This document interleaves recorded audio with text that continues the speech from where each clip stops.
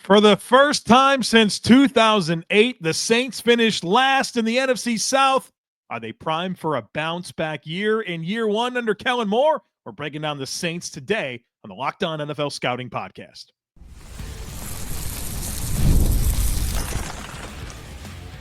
You are Locked On NFL Scouting with the Draft Dudes, your daily podcast for NFL and college football scouting. Part of the Locked On Podcast Network. Your team every day. What's better than this? It's guys being dudes here on the Locked On NFL Scouting Podcast. We're the Draft Dudes. I'm Joe Marino from Locked On Bills. He's Kyle Crabbs from Locked On Dolphins. And we are your NFL experts here with you daily to talk team building across the league on the Locked On NFL Scouting Podcast with the Draft Dudes, part of the Locked On Podcast Network, your team every day. Want to issue a big thank you, shout out, and welcome to our everydayers. Those of you who never miss a single episode, we appreciate y'all being here very, very much. Today's episode is brought to you by FanDuel. Right now, new customers can get $150 in bonus bets when your first $5 bet wins. So happy Monday to you. Happy Monday. This is our next to last week on the roster assessment series.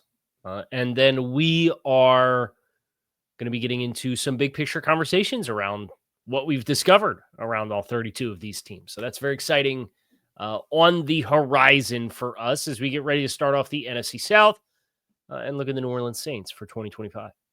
Welcome to NFC South week. Welcome to New Orleans Saints Day. And Kyle and I, every summer, we take time to assess every roster across the league, study these players, study these teams, and we put every player in a different bucket. The buckets are roster cornerstone, quality starter, rookie, sufficient starter, replacement level, quality depth, non-roster caliber, incomplete evaluation, and practice squad developmental player. Every single bucket has a numeric score attached to it. Every position is weighted in terms of importance.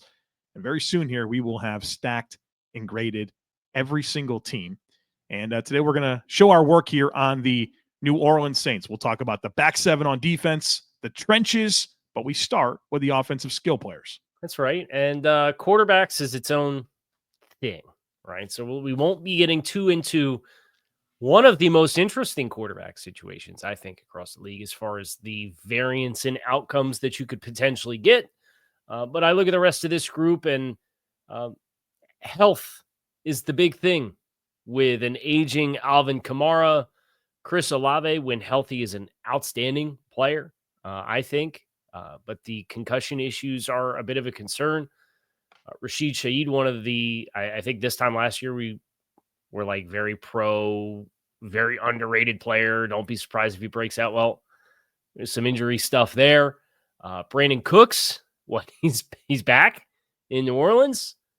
I actually think the tight end room has some interesting layers to it as well. Behind Foster Moreau, Dallin Holker, I don't want to quit as a late round brand guy and didn't get drafted. I believe he was an unrestricted or undrafted free agent that they picked up. But this is a team that has a lot of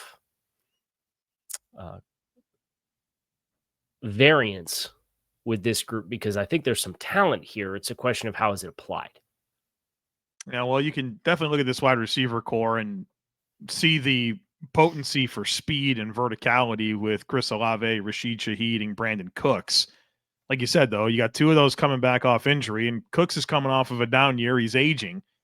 And I like that these are established players to some degree, but I think there's concerns about all three of them, and then you kind of look at the depth here at receiver, and it's replacement level players and Bub Means, kind of guys that have bounced around over the last several seasons, and Bub Means, who's his second season out of Pittsburgh. And so they need these three guys to be the best version of themselves. And I think that can maybe happen with Olave and Shaheed. I think there's a lot riding on those two guys as they're both, coming up on contracts. But, what's left in the tank for Brandon Cooks, obviously a difficult year collectively for Dallas's offense, but I don't get the warm fuzzies about him. I think he's entering his age 32 season, smaller receiver that was always, his game was predicated on speed. You feel like a lot of that's probably gone at this point. So I think in theory, there's a lot to like. But how does this receiver core come together year one under Kellen Moore with either Tyler Shuck or Spencer Rattler at quarterback. By the way, Bub Means also injured reserve last year and then had an injury setback on his designated for return window. So I like the running back room a lot. I think that's if we wanted to go to the place where I have a lot, because I like the talent at wide receiver. Alvin Kamara, still a productive player. Kendre Miller was a third-round pick, hasn't really come into his own. I think Devin Neal's a great player to push him. Yeah. If you need just passing game contributions, if Kamara misses time and you want to platoon backs, I think Clyde can do some of those passing game responsibilities. And then you have a speed guy in Marcus Yarns, who's not a really big player, but has good burst and catching the ball ability. And then you have Cam Akers as kind of a lottery ticket to potentially add in here. And I look at the 1 through 5 and say, okay, like I could see this guy having a reasonable role on a team that maybe with the quarterback questions, they want to take the air out of the football a little bit. They want to kind of control the pace of play. I think they have the pieces to do that in this room. And I think Devin Neal can be a really sturdy player behind an offensive line that has a lot of punch, as we'll get into when we get into the offensive front. Yeah, I think Devin Neal and Kendre Miller could have roles in this offense this year, which would then free up Alvin Kamara to really be the pass catcher, and which I think is an important part of his overall game. It always has been, but especially this coming year with a lot of question marks at quarterback, to kind of have that guy to work the football to and get the ball out of their hands and keep the offense on schedule and keep plays being positive. I think it's going to be important. And I like that you mentioned Clyde Edwards-Helaire back in the state of Louisiana. Passing game stuff is where he can certainly help this offense. And I think that'll be important when you got field stretching ability like you do at receiver. Working the check down is important. And I think this is, like you mentioned, a pretty good tight end room with how Juwan Johnson has emerged, how Foster Moreau has come in and as a number 2 tight end, it's been fairly productive for them. And so, Taysom Hill, another guy off injury, not even sure what he's going to offer this team this year. But if you kind of just break it down to, we've got field stretchers at receiver, we've got good underneath targets at tight end, and we've got pass catchers at running back with some physicality to pound the rock. Like, I think that's where you can find some appreciation for what's assembled here, not without question marks. Certainly a lot needs to come together with the scheme and the quarterback. But I think where I would take a lot of comfort in this group around the quarterback is that it is experience, right? There's not a lack of guys that have played in the league, and you don't have, to go to my go-to phrase, you don't have developing weapons around a developing receiver or developing quarterback, excuse me. So that tight end room, because we touched on receivers. I touched on tight end, but didn't really get into it. Even Moliki Matavao as a potential inline wide blocking player to go, well, because Foster can play in line, but he's kind of the do-it-all player, like you mentioned. Juwan Johnson, college wide receiver, converts to tight end, gets a really impressive contract, and Taysom Hill is the wild card of the group. I mean, you've got a do-it-all guy that can be the F or the Y. You've got a guy that's the F. You've got a guy that's potentially the Y in a young guy in Matavao. And then you got the Swiss Army knife player in Taysom Hill. So running back, tight end, that core, I think there's not the ceiling anymore. And I say that, and Alvin Kamara had a career high in rushing yards last year. Let's be fair, 950, right? Yeah. And he was up over almost 300 touches from scrimmage, 296 touches from scrimmage.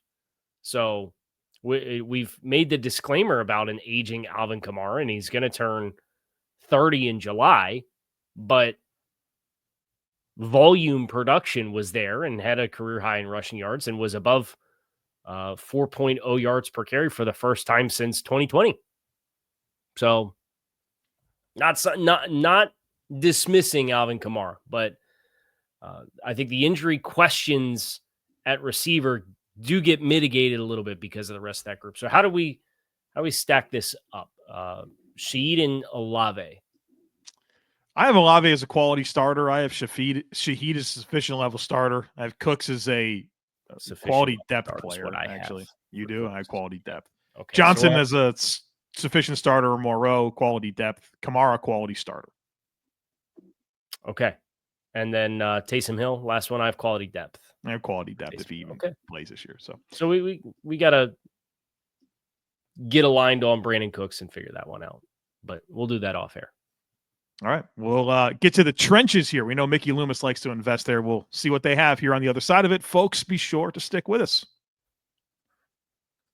Summer sports are in full swing, and whether you're all about baseball under the lights, golf on the green, or high-stakes soccer action, FanDuel is the best way to make every game even more exciting. You're already following the action. Why not make it a little more thrilling?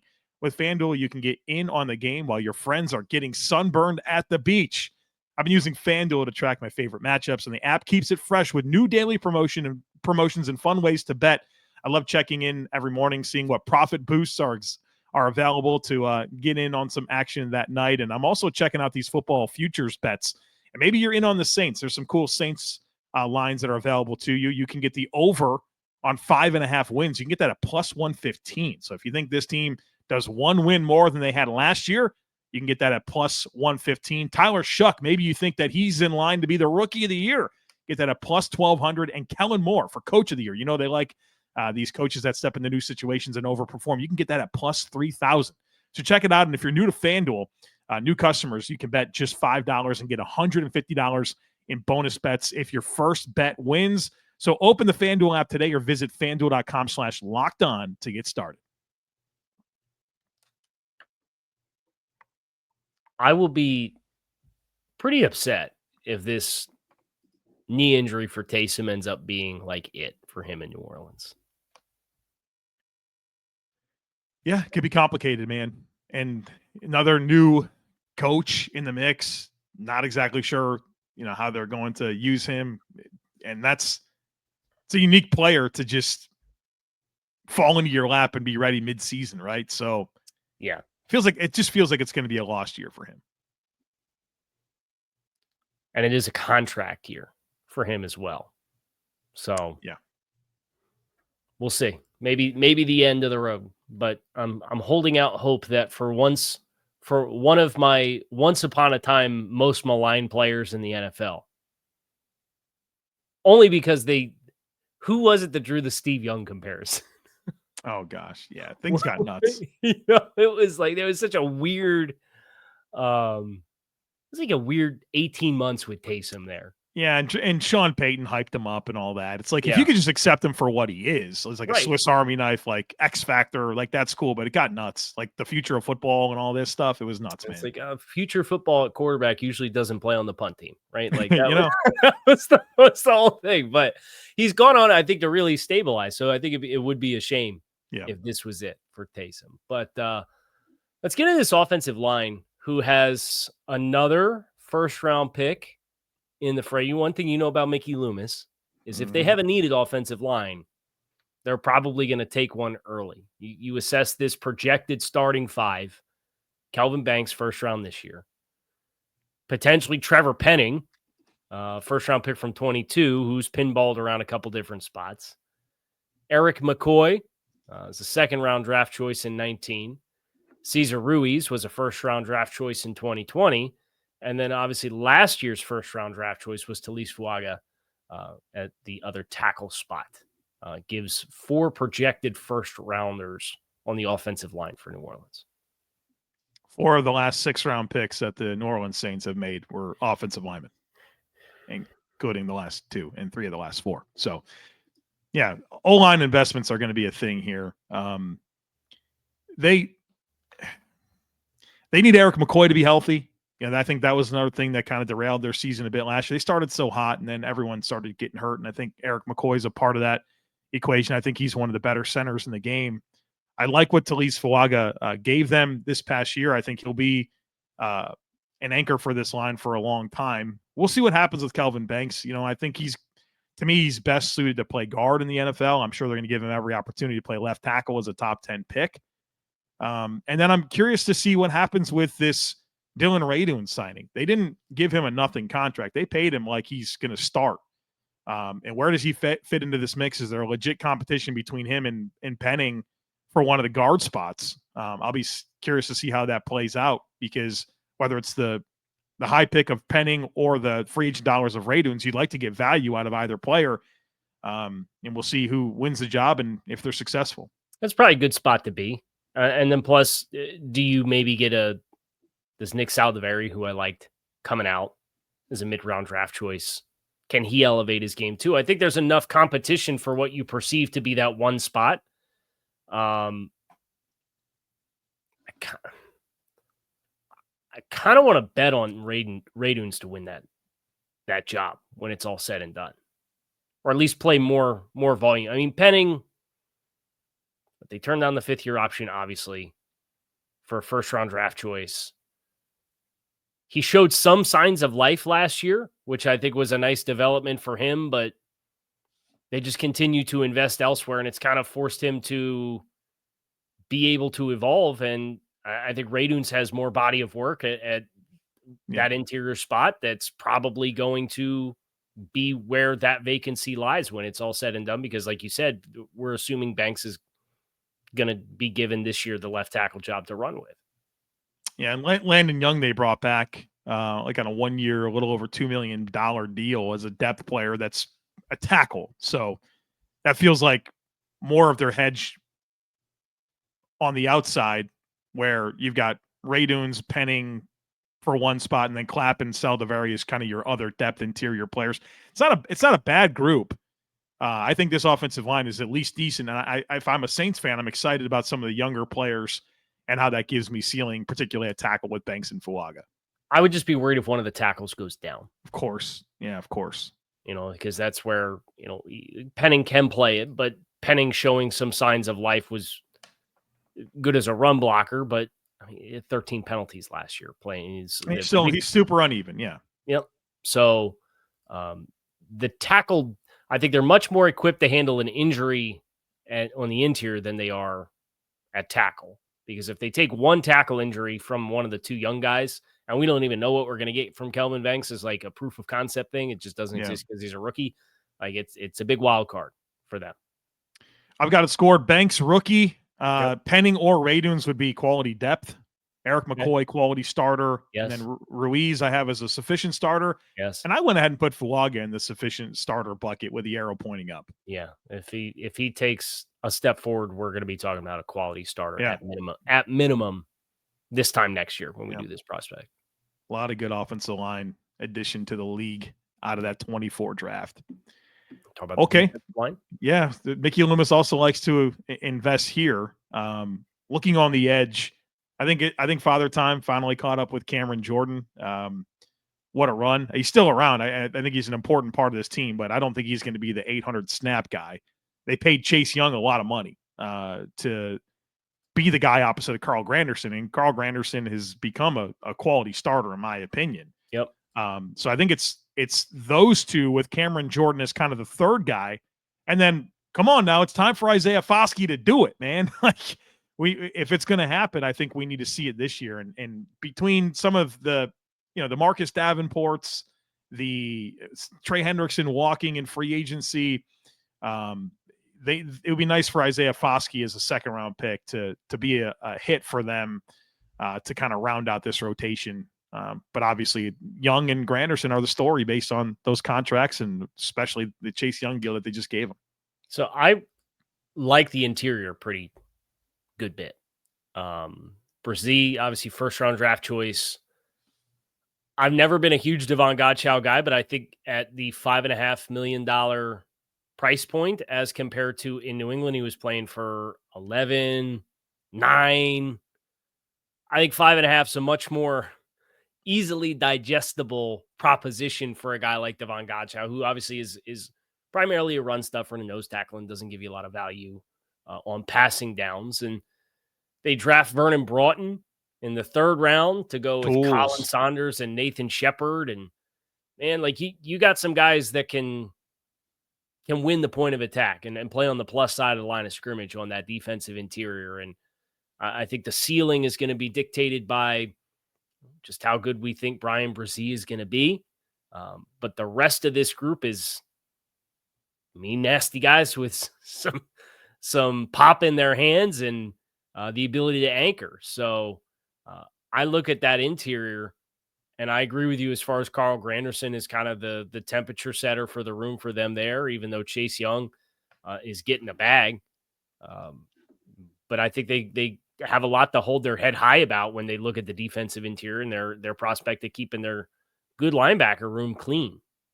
And I think comes down to Brzee taking in one more step here in year 3. I think the pass rush is good. I want to see a more overall profile. Good depth players in Shepard and Saunders. Godchild, I think for the role he's going to be asked to fit is fine. And then Vernon Brown is a guy with all the tools, man. As a rookie, I don't know how quickly it comes together, but adds to a group of high tools players. And so hopefully they can get the most out of these guys, because I think there's some potential here up front for this defensive line. Absolutely. All right, back 7 on defense, linebackers, some transition here at corner. We'll break that all down for you here next. Be sure to stick with us.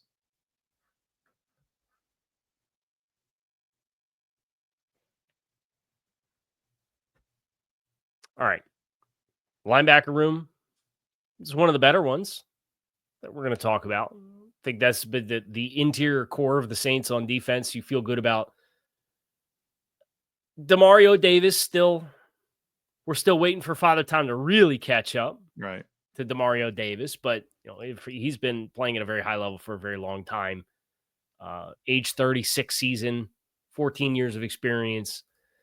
Pete Werner pairing with him off the ball, 2nd round draft choice. They draft Danny Stutzman for potentially the long-term running mate with Pete. I love the value that they got with Stutzman in the 4th round. But Demario Davis and Pete Werner playing behind names like Godchild and Brzee and Shepard and Saunders and Broughton and Granderson, Cam Jordan, Chase. I like that outlook for them quite a bit. I think that's a really nice 1-2 punch as long as those guys stay healthy. Yeah, Danny Stutzman is a kind of an athletic addition there to maybe be the successor to Demario Davis. I think that was a nice addition in the draft. At safety, you kind of mentioned it, like the middle of this back 7 looks strong. I mean, Justin Reed's he's a good player. I have some questions about the Saints being the right team to sign him. I think he's a quality starter in this league, and I think Tyrann Mathieu is he's an aging player, but I still think he's an asset to this defense. And of course, you kind of look at, just like we talked about at linebacker, where they bring in Danny Stutzman as maybe the successor to Demario Davis. Might be able to look at Jonas Sanker, a player I really liked out of Virginia, as maybe the successor to Jordan Matthew. And we got some really good special teamers here in JT Gray and Jordan Howden. So I think a safety room might be the best part of their team when you look at 2 good starters, quality special teams contributors, and then a guy that I think as a rookie could be a high ceiling starter if it comes together in Jonas Sanker. I kind of like the makeup of this group. Can I give you a take about the corners? Sure. Isaac Yiadom has a chance to be the worst free agent signing this year. And let me tell you why. Because the Saints lost Paulson Adebo in free agency on an $18 million per year contract. Yep. And the Saints signed Isaac Yiadom on a 1-year, $3 million or on a $3 million APY contract. Then they draft Quincy Riley in the 4th round. If Yiadom beats out Quincy Riley for the starting job, playtime wise, he will potentially qualify as a compensatory gain in the compensatory formula that would cost the Saints a 4th round pick. Oh, yikes. For losing Paulson Adebo in free agency. You hate that. So Quincy Riley has to play over Isaac Yiadom, or you're going to lose a 4th round draft choice to sign Isaac Yiadom with all these other corners that exist out here at this point in the market. That's not great. And look, I like Quincy Riley. I like Quincy Riley too. Yeah. Ball skills. I thought he had some of the best ball skills in this class. And I like Kool-Aid McKinstry too. I didn't think there was that much difference between him and Terrion Arnold as prospects coming out of Alabama last year. So I think they're going to be in good shape there. And I think Alontae Taylor has potential in the slot. Let's just keep him there. I think he's moved around a little bit. between outside and inside, and I think he's going to be optimized in the slot. And hopefully it comes together because I think there's been some up and down play out of him, but at the same time, he's bounced back and forth. I think if you leave him in the slot, I think he'll have his best opportunity to be successful there. Yeah, I think there's pieces here, but it's kind of the theme of the whole team, right? It's like how does it all fit together? And the guys that you're relying on to be the glue guys, what's their level of play going to be? Because they are getting to the later stages of their careers. Can they continue to stay healthy? That to me is the story of the secondary, where you're talking about Justin Reed and Ty Matthew, with then all the young guys that haven't settled into spots. And I think the secondary, I think in some ways encapsulates in a lot of ways kind of where the Saints are as a team right now. Well, let's kind of get there, man. We're talking about a team that was 5-12 last year, fired their coach. It's year one under Kellen Moore. Got the fifth oldest roster in football. We've got, a couple of day two with Spencer Rattler, a third or fourth round pick. It's Shuck and Rattler battling out to be the starter. And like realistically, we're relying guys like Brandon Cooks and Alvin Kamara and Demario Davis and Cam Jordan and Ty Matthew. Like these are older players. And foiling the Saints in like where I think their direction needs to go as a team that needs to really just have some lean years and get it right, versus they keep on having to like cling to aging players to milk what's left out of the tank out of them. And I don't find it to be a very healthy situation long term. And, signing a guy like Justin Reed, I think Justin Reed's a good football player. It's a good starter for any team, but like were the Saints the team that's really going to optimize his skill set based on where they're at in their build, man? I have some questions here about the way they see themselves and like what needs to really happen for them to turn things around, because I think you look at the rest of this division and feel pretty decent about the direction that they're headed, where with the Saints, they still haven't taken that step to like, all right, we need to tear this down a little bit so that we can build it back up and be healthy, as opposed to being a team that everyone's just waiting to see how they clear $75 million worth of cap space every year to become compliant. Well, let's have the difficult conversation there. Is a lot of these contracts weren't movable to do that with, right? So here's some names for you that are in contract years and the void money that they have on the books for 2026. Okay. Taysom Hill, we already mentioned, knee injury, last year of his deal. The cap number in void money and dead cap for him to not be on the team next year is $9.7 million for Taysom Hill. Cam Jordan, contract year this year. After he plays out, assuming they don't re-sign him to a deal, it's $18.8 million in dead cap in 2026 for Cam Jordan to not be on the roster.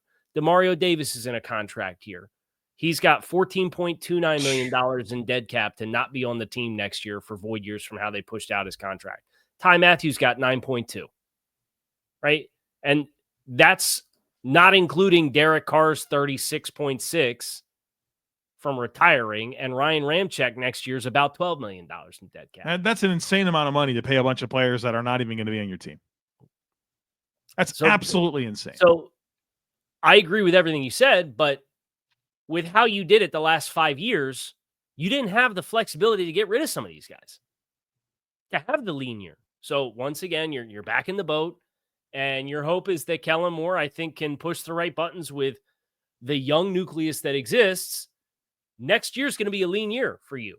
But then in 2027, assuming you don't do the crazy thing and extend any of these guys in their age, like 35, 36, literally Taysom Hill, 36 next year. Cam Jordan, age 37 season. Demario Davis, age 37 season. Like you committed yourself to have to ride it out with these guys. You hope they can play and they can stay healthy. And then you're going to take your lumps from the last 5 years of those guys as nucleus players for you in 2026. And then in 2027 is when you can turn the page fully and start.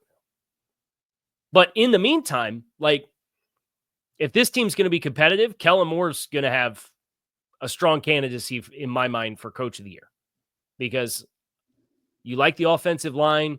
I like some of the elements of the front, the quarterback questions that exist, some of the depth areas that you look at and you get concerned with, the secondary questions that exist, the health on the perimeter, wide receiver. If this team competes, I think it's going to be the coaching staff that does a heck of a job to get it there. Yeah, 9-8 might be enough to get Kellen Moore coach of the year. With this team, I would be inclined to. You know, you sometimes get that guy that you. Yeah, the Brian Daboll thing, right? When they went 9-8, or was it 22? I think they were 9-8. Yeah, 9-8. I think the NFC is going to be extremely competitive, so I don't think 9-8 backdoors you into the postseason. But if that happens, boy, you'll feel good about the direction, even if it's going to be tough to get out of the salary cap hell. You want to do the thing real quick? Let's do the thing. All right, so they start first 2 games are at home, Arizona, San Francisco. Okay. West Coast teams coming east. Okay. Can we get one? Let's say maybe get one. Maybe we got a soft one here. And they're at Seattle, at Buffalo, the next 2. Don't like Probably it. not. Probably not. Like home against New York, home against New England. I was going to ask you which New York team. I'm not sure it matters. The Giants. Okay. We got 2 wins maybe here. No? I would say between these 2 games and then the soft one earlier, we're definitely at 2. We're at 2. Yeah. All right. We're at 2. At Chicago, home against Tampa Bay. Maybe at Chicago. We gave them a half a win. Half a win. Okay, so 2.5. At Rams, at Panthers. Maybe at the Panthers. You want to assume they split with Carolina? Get so 3. We'll say no to the road game. So we're 2.5 going into the bye. Yep. Okay. Home against Atlanta out of the bye, and then at Miami, at Tampa Bay. Maybe 1 win in there. Call 1 win. Yeah. Okay. So now we're at 3.5. Carolina, we said they were a split, so now we're at 4.5. Last 3. Home against the Jets, at Tennessee, at Atlanta. Maybe 1 or 2. 5. 5 feels like the right number. 5. Okay. So we'll see. Brandon Staley, defensive coordinator. Doug Nussmeier, offensive coordinator. Definitely not relevant at all for a college prospect at the quarterback position who happens to also play in the New Orleans area. Maybe so there. What is it? The Nuss Bus? Is that what? The Nuss Bus? The Nuss Bus. We're riding the Nuss Bus here. That's going to do it for us here on the show. Kyle Crabbs, Joe Marino, locked on NFL Scouting. We hope you guys enjoyed. Peek into the Saints. And we, of course, are going to continue our way through the NFC South the rest of the week. Tomorrow, we are looking at the Carolina Panthers. Keep pounding. Keep pounding.